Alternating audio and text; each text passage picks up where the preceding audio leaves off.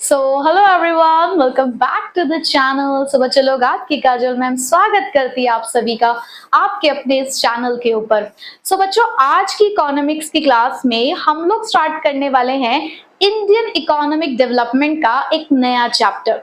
हमने पहले दो चैप्टर के अंदर तो ये पढ़ लिया कि 1947 से लेकर 1990 तक के बीच में हमारी इंडियन इकोनॉमी में क्या हुआ, हम ब्रिटिशर्स के चंगुल से आजाद हुए, उसके बाद हमारे हालात कैसे थे, और उसके बाद 1950 से लेकर 1990 के बीच में इन 40 सालों में हमने कौन कौन सी पॉलिसीज यहाँ पर अपनाई जो हमने एग्रीकल्चर, इंडस्ट्रियल और फॉरेन ट्रेड में हमने इंप्लीमेंट करी।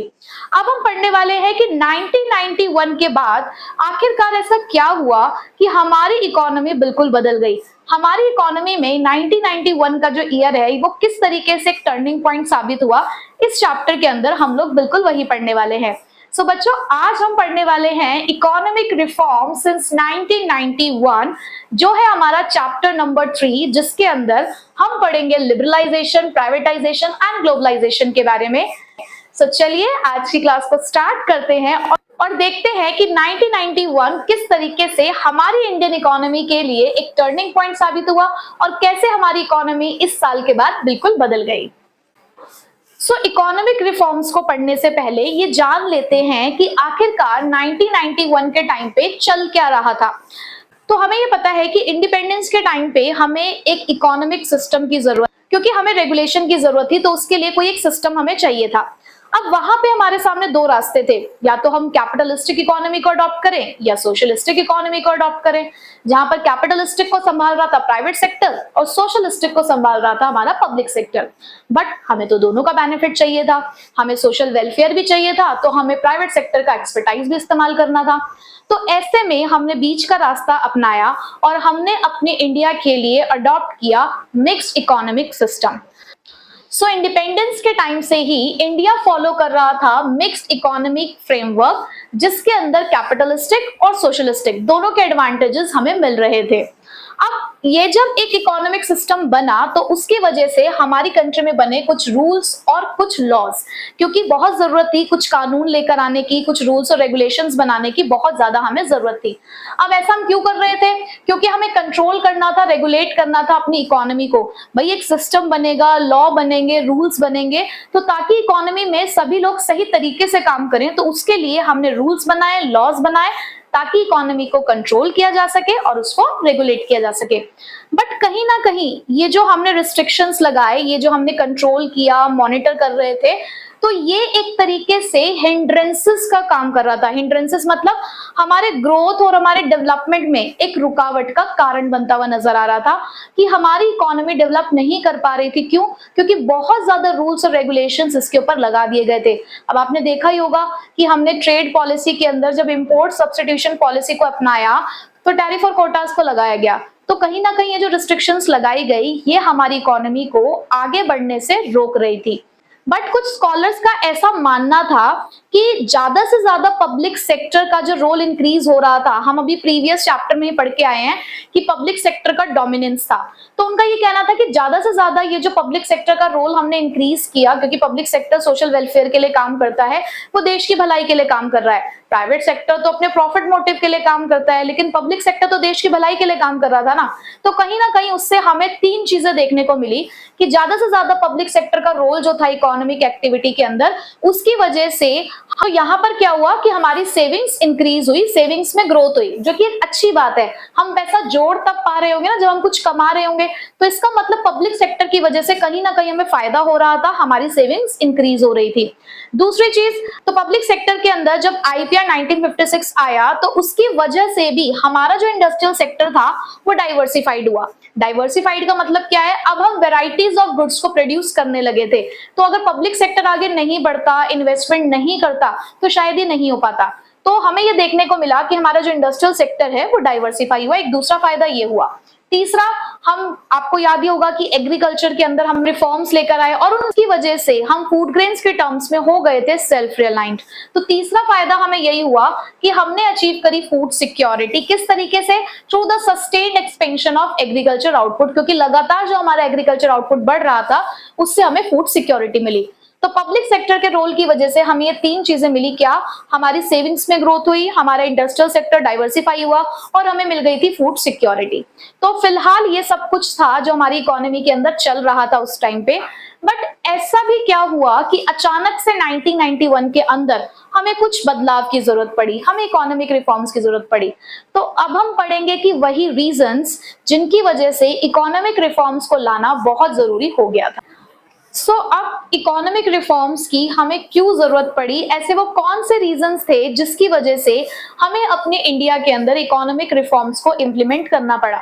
तो हमारे पास ये कुछ 5 रीजंस हैं जो ये बताते हैं कि क्यों हमें इकोनॉमिक रिफॉर्म्स को अपने यहाँ पर लाना पड़ा। सबसे पहला रीजन है fall in foreign exchange reserves, यानी कि लगातार हमारे जो फॉरेन एक्सचेंज रिजर्व्स थे वो कम होते चले जा रहे थे। अभी हम डिटेल में सारे पॉइंट्स पढ़ने वाले हैं, पहले मैं आपको इन सबको बता देती हूँ कि क्या क्या कारण थे, फिर हम डिटेल में इसको डिस्कस करेंगे, ठीक है। सेकेंड पॉइंट था फाइनेंशियल क्राइसिस, यानी कि हमारी कंट्री के अंदर चल रहे थे कुछ फाइनेंशियल क्राइसिस, जिसको देखते हुए ये इंपॉर्टेंट हो चुका था कि इकोनॉमिक रिफॉर्म्स लाने ही पड़ेंगे। तीसरा था माउंटिंग गवर्नमेंट डेट्स, यानी कि हमारे ऊपर जो कर्जा था वो लगातार बढ़ता जा रहा था, गवर्नमेंट के जो डेट्स थे वो लगातार बढ़ते जा रहे थे।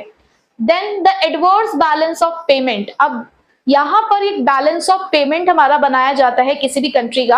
आप इसको सिर्फ इस तरीके से समझ सकते हो कि जैसे किसी भी बिजनेस के अंदर प्रॉफिट एंड लॉस अकाउंट और बैलेंस शीट बनाई जाती है, या मैं बहुत ही सिंपल लैंग्वेज में बोलूं कि हम लोग अपने पूरे साल के जो भी हमने बिजनेस एक्टिविटीज करी, हम उसका एक डिटेल रिकॉर्ड बनाते हैं, जिसके अंदर हम साल के एंड में आकर ये देखते हैं कि हमें प्रॉफिट हुआ या हमें लॉस हुआ, हमारे पास एसेट्स कितने हैं, यानी कि कितने हमारे पास ऐसी चीजें हैं जो हमें बेनिफिट देंगी इन फ्यूचर, या कितनी हमारी लाइबिलिटीज है, लाइबिलिटीज मतलब कितनी देनदारी हमारी, कितना पैसा हमें बाहर वालों को पे करना है।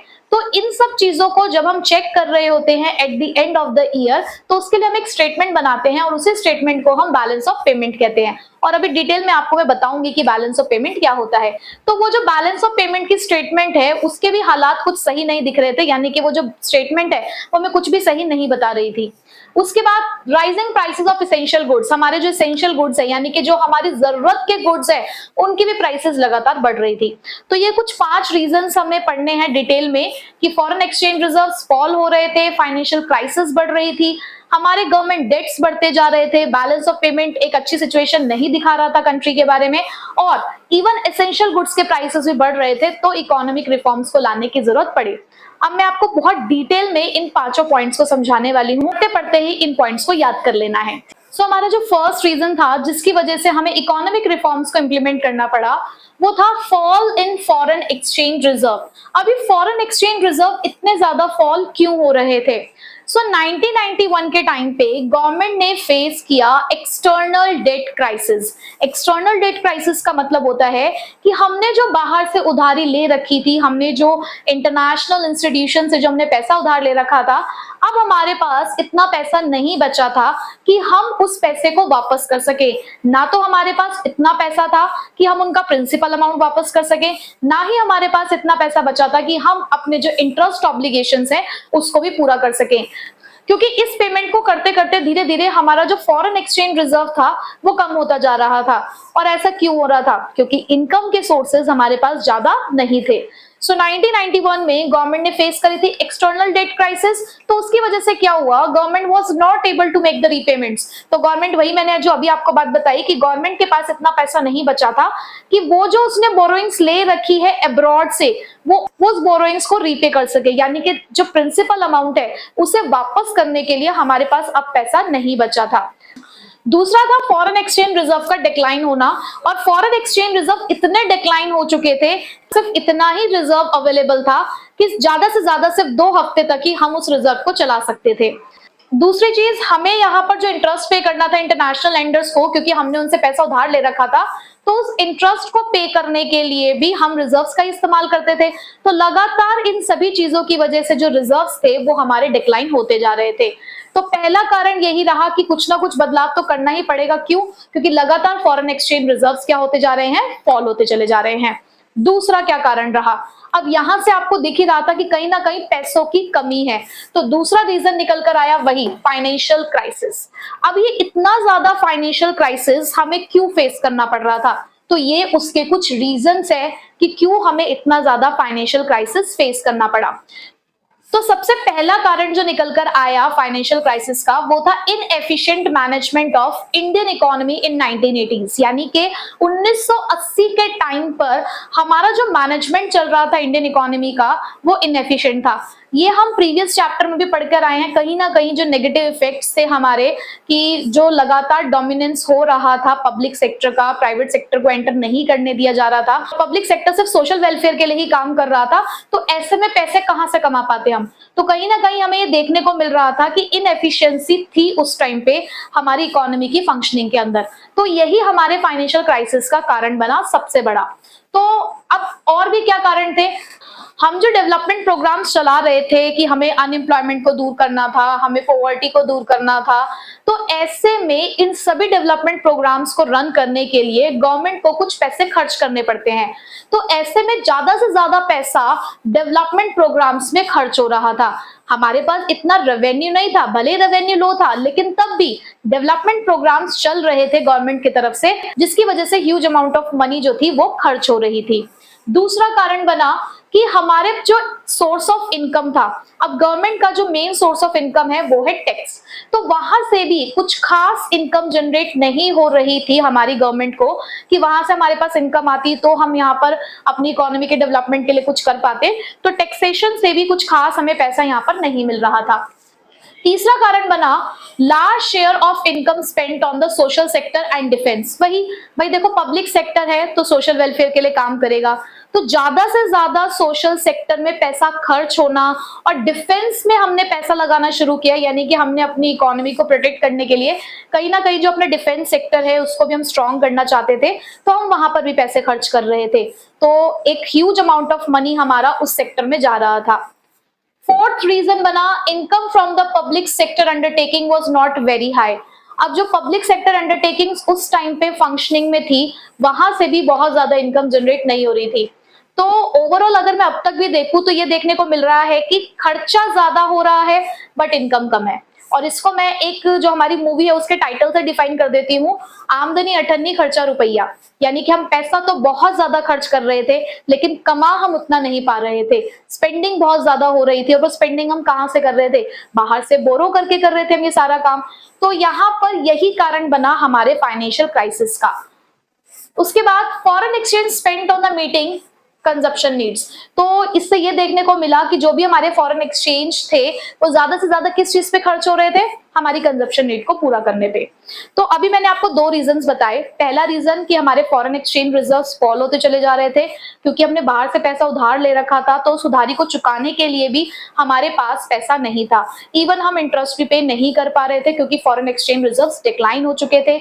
अगर हमें इंपोर्ट भी करना है तो 2 हफ्तों से ज्यादा के लिए भी ये काम हम नहीं कर सकते थे। दूसरा, फाइनेंशियल क्राइसिस बहुत ज्यादा थी क्योंकि इनकम के सोर्सेज इतने नहीं थे। गवर्नमेंट एक बहुत बड़ा अमाउंट खर्च कर रही थी डेवलपमेंट प्रोग्राम्स के ऊपर, सोशल सेक्टर और डिफेंस के ऊपर, और हालांकि उसके पास अपनी पब्लिक सेक्टर अंडरटेकिंग से भी कोई खास इनकम जनरेट नहीं हो रही थी, टैक्सेशन से उसको कुछ खास इनकम नहीं मिल रही थी, जिसका सीधा कारण यही रहा कि जो फॉरेन एक्सचेंज थे वो ज्यादातर हमारी कंजप्शन नीड्स को पूरा करने के लिए ही इस्तेमाल किए जा रहे थे।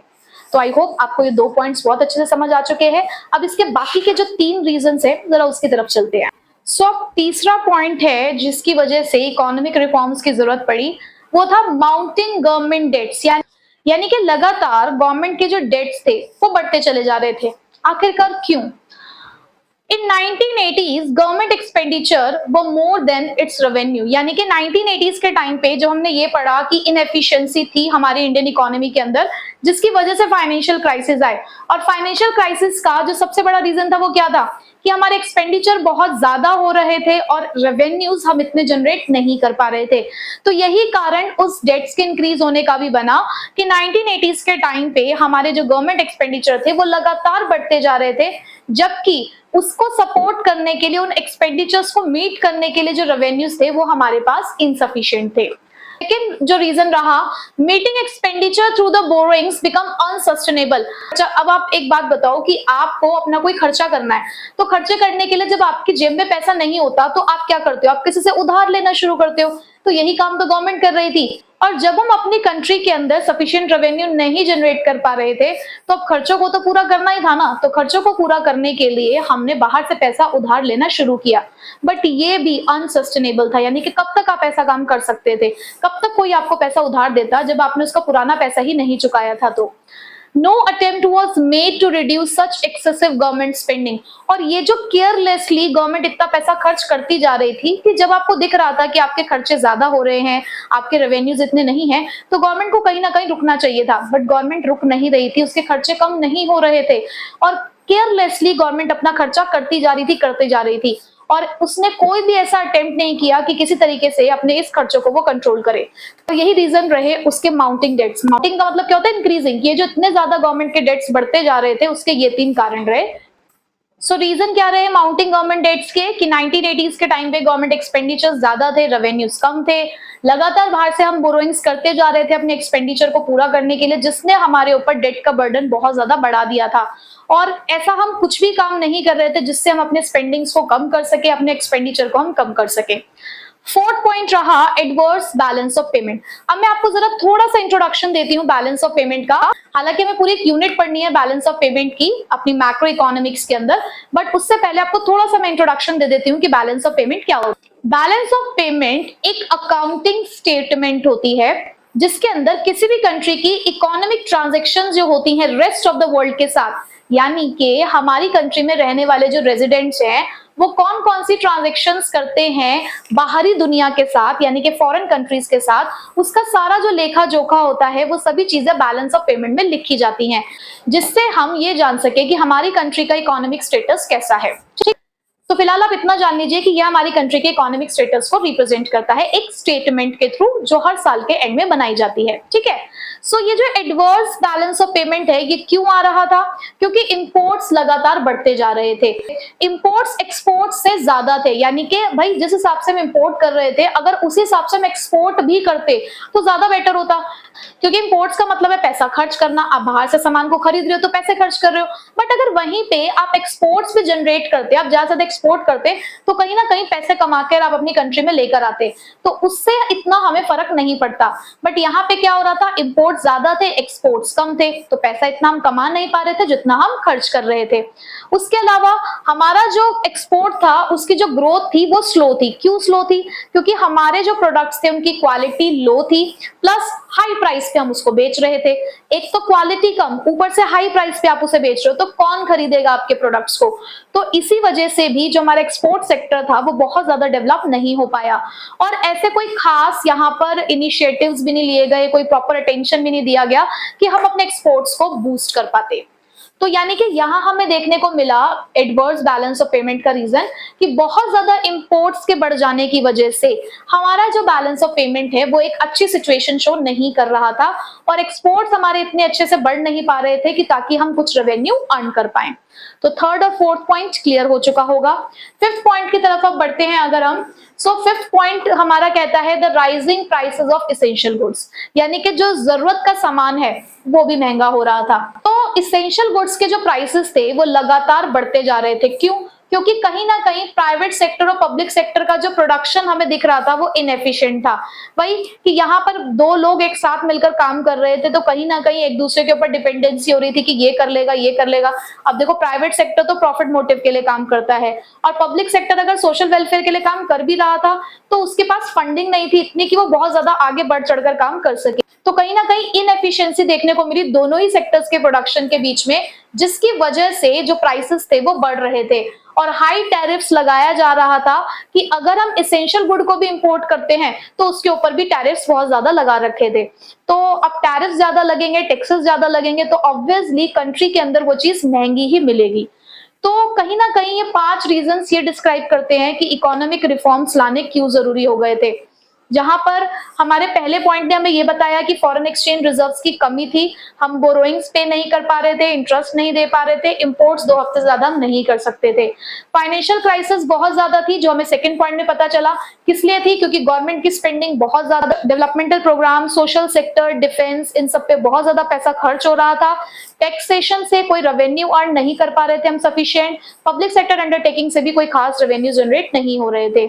तीसरा पॉइंट हमें मिला कि यही कारण बना हमारे डेट्स के बढ़ने का, कि जब हमारे यहाँ पे खुद के रेवेन्यू जनरेट नहीं हो रहे थे तो हम बाहर से पैसा उधार लेने लगे अपने खर्चों को पूरा करने के लिए। तो गवर्नमेंट के एक्सपेंडिचर बहुत ज्यादा बढ़ चुके थे 1980s के टाइम पे, और हम उन खर्चों को कंट्रोल करने के लिए भी कुछ नहीं कर रहे थे। बाहर से जो बोरोइंग्स ले रहे थे अपने खर्चों को पूरा करने के लिए भी, वो भी अब हमें खास हेल्प नहीं मिल पा रही थी, क्योंकि ऑलरेडी बर्डन बहुत ज्यादा बढ़ चुका था। हमारा जो बैलेंस ऑफ पेमेंट था वो एडवर्स था, क्योंकि वहां पे हमें इंपोर्ट्स बहुत ज्यादा दिखे, एक्सपोर्ट उस हिसाब से नहीं बढ़ पा रहे थे, क्योंकि एक तो एक्सपोर्ट्स के लिए कोई खास इनिशिएटिव्स नहीं लिए जा रहे थे उसको बढ़ाने के लिए। मोर ओवर हमारी जो क्वालिटी थी प्रोडक्ट्स की वो अच्छी नहीं थी, और हम उसे हाई प्राइस पर बेच रहे थे, इस वजह से भी एक्सपोर्ट्स नहीं बढ़ पाए। फिफ्थ रीजन ने हमें ये बताया कि एसेंशियल गुड्स के प्राइसेस बहुत ज्यादा बढ़ने लगे थे हमारी खुद की कंट्री के अंदर। क्यों? क्योंकि प्राइवेट और पब्लिक सेक्टर दोनों ही अच्छे से काम नहीं कर पा रहे थे, इनएफिशिएंसी थी उनके प्रोडक्शन के अंदर। और इंपोर्ट जब हम कर रहे थे एसेंशियल गुड्स का, तो उस पर भी हाई टैरिफ्स हमें पे करने पड़ रहे थे, जिसकी वजह से हमें हाई प्राइस देखनी पड़ी एसेंशियल गुड्स के भी। तो ये 5 रीजन बहुत अच्छे से इस बात को डिस्क्राइब करते हैं कि क्यों हमें एक बदलाव की जरूरत थी अपनी कंट्री के अंदर। तो देखते हैं कि फिर इसके आगे क्या हुआ। रीजंस तो हमने पढ़ लिए कि इकोनॉमिक रिफॉर्म्स की लाने की हमें जरूरत क्यों पड़ी, ऐसे क्या कारण थे। तो उसके बाद क्या हुआ? To manage the economic crisis in 1991, यानी कि 1991 का जो पीरियड था वो कहीं ना कहीं हमारे लिए बहुत ज्यादा क्राइसिस वाला पीरियड था। उस टाइम पे बहुत ज्यादा हम लोग परेशान थे कि अब क्या करें। तो ऐसे में इंडिया ने अप्रोच किया 2 इंटरनेशनल ऑर्गेनाइजेशंस को मदद के लिए, जो थे IBRD और IMF। IBRD means international bank for reconstruction and development, जिसको हम वर्ल्ड बैंक के नाम से जानते हैं, और हमारा इंटरनेशनल मॉनेटरी फंड, क्योंकि हमें पैसों की जरूरत थी। हम ये चाहते थे कि हमारी इकोनॉमी के स्ट्रक्चर को फिर से एक बार देखा जाए, समझा जाए, इसके डेवलपमेंट के लिए काम किया जाए। तो इन 2 इंटरनेशनल ऑर्गेनाइजेशन को इंडिया ने अप्रोच किया और उससे रिक्वेस्ट की कि प्लीज हमारी मदद के लिए कुछ करिए। तो ऐसे में इन दोनों ही इंटरनेशनल ऑर्गेनाइजेशन ने इंडिया की बात को सुना और उसे 7 बिलियन का लोन दिया। बट लोन को देते टाइम उन्होंने इंडिया के सामने कुछ कंडीशंस रखी। उन्होंने कहा कि अगर आप लोन लेना चाहते हैं तो हम आपको बिल्कुल हेल्प करेंगे, हम आपको $7 बिलियन देंगे ताकि आप अपनी इकोनॉमी को फिर से स्टैंड कर सको, आप अपनी इकोनॉमी का डेवलपमेंट कर सको, लेकिन उसके लिए आपको हमारी कुछ शर्तों को मानना होगा। तो इंडिया ने कहा बताइए कौन सी शर्तें हैं आपकी। उन्होंने कहा कि आपने ये जो बहुत ज्यादा रिस्ट्रिक्शंस लगा रखी हैं अपनी इकोनॉमी के ऊपर, देखो अब अगर आप किसी को भी बहुत ज्यादा बांध कर रखोगे ना तो कभी उसकी ग्रोथ नहीं हो सकती। तो इसलिए उन्होंने कहा कि आपको अपनी इकोनॉमी को लिबरलाइज करना होगा, यानी कि कुछ फ्रीडम देनी होगी अपने इकोनॉमिक एजेंट्स को कि वो आपकी इकोनॉमी के डेवलपमेंट के लिए कुछ कर सके। मोर ओवर ये जो आप अकेले अकेले काम कर रहे हो, आपने अपनी इकोनॉमी के अंदर किसी को एंटर नहीं होने दिया है, अपनी इकोनॉमी को एक ओपन इकोनॉमी में कन्वर्ट करो, यानी कि वर्ल्ड की इकोनॉमी के साथ यहाँ पर आपको क्या करना होगा, इंटीग्रेशन करना होगा। तो यहाँ पर हमारे वर्ल्ड बैंक और IMF ने ये कंडीशंस रखी that India was required to liberalise and open up the economy. अब ये काम कैसे होगा? तो उसके लिए उन्होंने 3 बातें बोली। पहला, reducing the role of government in many areas. उन्होंने कहा गवर्नमेंट के रोल को थोड़ा कम करो, यानी कि वो मांग रहे थे आपसे लिबरलाइजेशन, कि गवर्नमेंट यहाँ पे लोगों को काम करने की फ्रीडम दे, ये बहुत ज्यादा जो रिस्ट्रिक्शंस लगी हुई है उन रिस्ट्रिक्शंस को हटाए। दूसरा उन्होंने कहा removing restrictions on the private sector, और गवर्नमेंट के रोल को कम करने का मतलब यही था कि प्राइवेट सेक्टर के रोल को बढ़ाओ, क्योंकि प्राइवेट सेक्टर की एक्सपर्टाइज और जिस तरीके से वो रिसोर्सेज का इस्तेमाल करते हैं उस चीज को यूज करो ताकि आपकी कंट्री डेवलपमेंट की तरफ जाए। जितना जरूरी सोशल वेलफेयर करना है उतना ही जरूरी इकोनॉमी का प्रॉफिट कमाना भी है, क्योंकि अगर पैसा नहीं कमाओगे तो लोगों का भला भी कैसे करोगे। तो उन्होंने कहा प्राइवेट सेक्टर का रोल इंक्रीज करो, यानी कि वो कह रहे थे प्राइवेटाइजेशन के बारे में। फिर उन्होंने कहा removing the trade restrictions between India and other countries, ये जो आपने रिस्ट्रिक्शंस लगा रखी है ना दूसरी कंट्री के साथ ट्रेड करने में, इन रिस्ट्रिक्शंस को हटाओ और आप मुड़ो ग्लोबलाइजेशन की तरफ, ग्लोबलाइजेशन को आपको करना होगा। तो बेसिकली उन्होंने 3 चीजें बोली कि आपको लिबरलाइजेशन, प्राइवेटाइजेशन और ग्लोबलाइजेशन की तरफ जाना होगा। तो इंडिया ने उसकी इन सभी शर्तों को माना, और शर्तों को मानने के बाद इंडिया ने अनाउंस कर दी अपने यहाँ पर न्यू इकोनॉमिक पॉलिसी इन जुलाई 1991। तो जुलाई 1991 में जब इकोनॉमिक पॉलिसी आई तो हमारी कंट्री के लिए एक टर्निंग पॉइंट था, क्योंकि हम एक नए रास्ते की तरफ चल चुके थे, हमारे कंट्री के अंदर बहुत ज्यादा बदलाव आ चुके थे। तो ये थी पूरी कहानी कि किस तरीके से हमारी कंट्री के अंदर ये जो LPG की पॉलिसी है जो जुलाई 1991 में अनाउंस हुई थी वो कैसे आई, जिसको हम न्यू इकोनॉमिक पॉलिसी या इकोनॉमिक रिफॉर्म्स के नाम से जानते हैं। सो आई होप आपको आज की क्लास में सब कुछ बहुत अच्छे से समझ आ चुका होगा और आपके माइंड में एक एक चीज फिट हो चुकी होगी कि क्या था पहले 1990 और 1991 के पीरियड के टाइम पे क्या चल रहा था, क्यों हमें इकोनॉमिक रिफॉर्म्स की जरूरत थी, उसके रीजंस क्या थे, और रीजंस जानने के बाद इंडिया ने क्या किया और किस तरीके से रिफॉर्म्स अनाउंस हुए, वो सारी बातें आज हमने यहाँ पर सीखी। सो बच्चे, आपको यहाँ तक क्या करना है, आपको यहाँ तक पहले इस चैप्टर को एक बार रीड करना है। जो भी आपके पास रेफरेंस बुक है या जो भी आपके पास नोट्स अवेलेबल है, आप उसमें से इस पूरे चैप्टर को रीड करो और पूरा डिटेल में देखो कि क्या क्या चीजें हैं, और इसके आगे का जो चैप्टर है हम नेक्स्ट क्लास में कंटिन्यू करेंगे। अगर आपको नोट्स की जरूरत पड़ रही है इकोनॉमिक्स के अंदर, तो आप चैनल पे जाकर डिस्क्रिप्शन में मेरे इंस्टाग्राम अकाउंट का लिंक है, आप वहां पे जाके मुझे डीएम कर सकते हैं कि आपको कौन से इकोनॉमिक्स के चैप्टर के नोट्स चाहिए, तो वो मैं आपको प्रोवाइड करा दूंगी। ठीक है, सो मिलते हैं आपसे नेक्स्ट क्लास में। Till then take care, bye bye.